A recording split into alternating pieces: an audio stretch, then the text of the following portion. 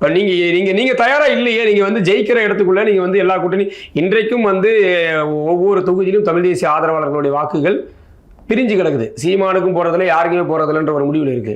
அவர்களை கூட அந்த தொகுதி வேட்பாளர்கள் போய் சந்திச்சு ஏன்னா இவர்கள் வந்து ஒரு தேர்தல் நடைமுறைக்குள்ள வெற்றி வாய்ப்பை நோக்கி நகரக்கூடிய அந்த வேலை திட்டத்தை இன்னைக்கு வரைக்கும் வகுக்கவே இல்லை. என்னை போன்றவர்கள் எல்லாம் நான் வந்து திமுக ஓட்டு போட போறேன்னா, என்னை போன்றவர்கள் கூட நாம் தமிழர் கட்சி வரைக்கும் தேடி வந்த என்னை தெரியாதா, எல்லாருக்கும் நல்லா தெரியும். நாம் தமிழர் கட்சிக்காக அடித்தளம் அமைச்சு கொடுத்தோம் திருவண்ணாமலையில்.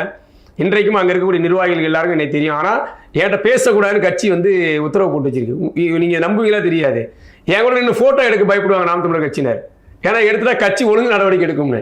அப்போ இந்த கட்சியே அப்படிதான் இருக்கு. கட்சி முதல்ல தமிழ் தேசிய தளத்தில் வந்து நாம் தமிழர் நிற்குதானா? இல்லை. நாம் தமிழர் கட்சி தமிழ் தேசிய அமைப்புகள் பொதுப்படையாக எடுக்கக்கூடிய எந்த முன்னெடுப்புகளிலும் நாம் தமிழர் கட்சி தன்னிச்சையாக நீங்கள் போய் கலந்துக்கணும். ஏன்னா அது தமிழ் தேசிய முன்னெடுப்புகள், அதற்கு நீங்கள் பலம் சேர்க்கணும். எந்த இடத்துல இது வரைக்கும் கட்சி போய் நின்று இருக்கு? சீமான் முன்னெடுத்தால் தான் அது தமிழ் தேசியம். மற்றவர்கள் முன்னெடுத்தால் அது என்ன அரசியல்?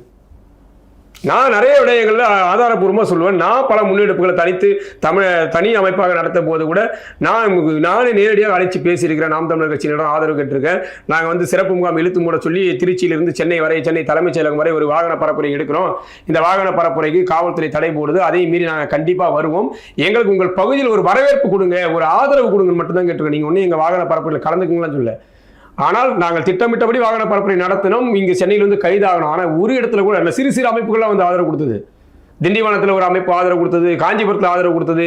நாம் தமிழர் கட்சி மட்டும் எந்த இடத்துலையும் வழித்தடத்தில் கூட வந்து துணை நிற்கல.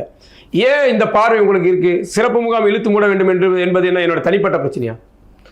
நீங்கள் காலகாலமாக பேசி எந்த ஈழத்தமிழர்களுடைய உரிமைக்கான காவலன் என்று நீங்கள் சொல்லிட்டு இருக்கீங்களோ அந்த ஈழத்தமிழர்கள் சிறப்பு முகாமில் தற்கொலைக்கு முயன்ற போது தானே அந்த சிறப்பு முகாம் இழுத்து மூடுங்கள் என்று தமிழ்நாட்டிலே ஒரே இயக்கமாக தமிழரசு கட்சி என்ற பேரில் நாங்கள் வந்து வாகன பரப்புரை எடுத்தோம். நாங்கள் தேர்தல் அரசியல் கட்சி அப்போ இல்லை.